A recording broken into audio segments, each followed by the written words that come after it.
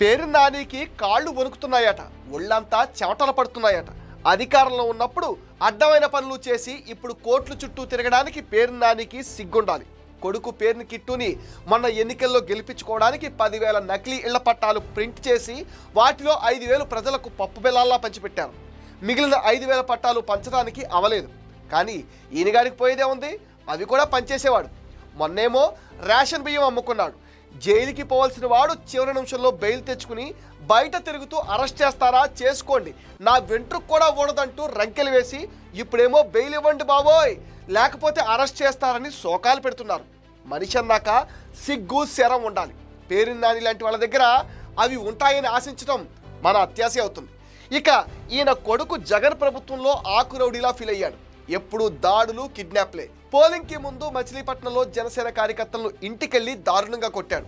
దాని మీద అప్పుడే కేసు పెడితే అది ఏమైందో తెలియదు. అదే విచిత్రమో కానీ కూటమి ప్రభుత్వం అధికారంలోకి వచ్చిన తర్వాత అయినా జన సైనికులు ఆ దాడి కేసును సీరియస్గా తీసుకుని ఫాలోఅప్ చేసి ఉంటే ఈ పాటికే పేరుని కిట్టు జైల్లో ఉండేవాడు.